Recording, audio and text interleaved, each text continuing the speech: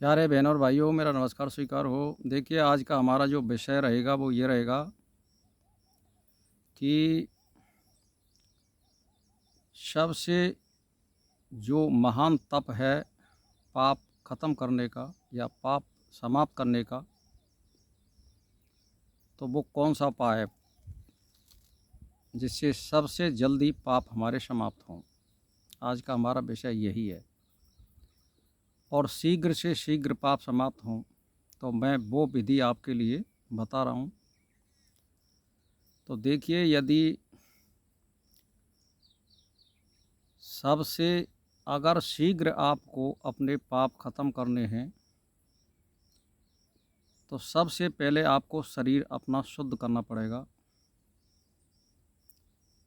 आप 8 दिन में कम से कम या 15 दिन में कोई दस्तावा चूर्ण लेते रहिए और पेट को साफ़ करते रहिए और हल्का आप एक समय भोजन करिए।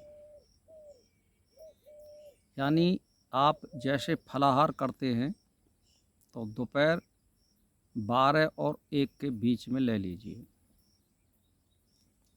सुबह शाम यदि आपको लेना है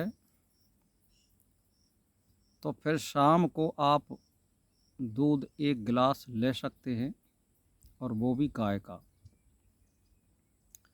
सुबह आप नाश्ता के तौर पे चाय ले सकते हो या फिर दूध ले सकते हो। चाय आपकी प्रकृति के अनुसार लेना चाहिए, अन्यथा उसको नहीं लेना चाहिए। तो कहने का मेरा मतलब ये है, अपनी अपनी प्रकृति के अनुसार है। किसी को गर्म चीज़ अच्छी लगती है, किसी चीज़ को ठंडी चीज़ अच्छी लगती है, ये शरीर के अनुसार होता है। तो हम आपको ये बताना चाहते हैं, अब आपने शरीर शुद्ध कर लिया, उसके बाद आप अपना एक इष्ट बनाइए या आपको जो गुरु ने मंत्र दिया है उस पर दृढ़ विश्वास रखिए और गुरु पर दृढ़ विश्वास रखिए और एक नेम बनाइए कि मुझे जैसे मान के चलिए आपने हनुमान चालीसा ले रखा है, तो आप कम से कम 2-3 घंटे बैठने का अभ्यास करिए और 108 बार जाप करिए हनुमान चालीसा का। और यदि आप गायत्री का जाप करने वाले हैं तो आप कम से कम 31 माला का जाप करिए।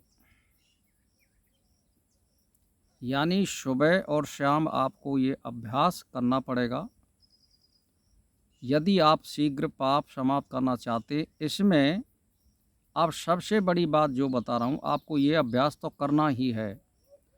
अब आपको आपने 12 बजे भोजन कर लिया तो आप शाम को नहा धो करके और कम से कम 15 मिनट प्राणायाम का अभ्यास करिए।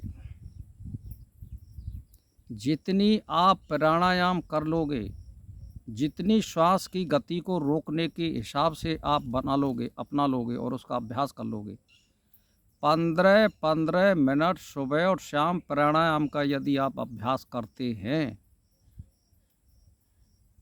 तो मैं ज़्यादा तो नहीं कह सकता, और आप अष्टांग योग का पालन करते हैं और एक समय अल्पाहार करते हैं और झूठ साठ से आप परे हैं, तो आप 1 साल के अंदर सारे पापों को समाप्त कर सकते हैं। ये प्राणायाम एक ऐसा जादू है कि आप किसी चीज़ से चित्तवृत्ति निरोध नहीं कर सकते।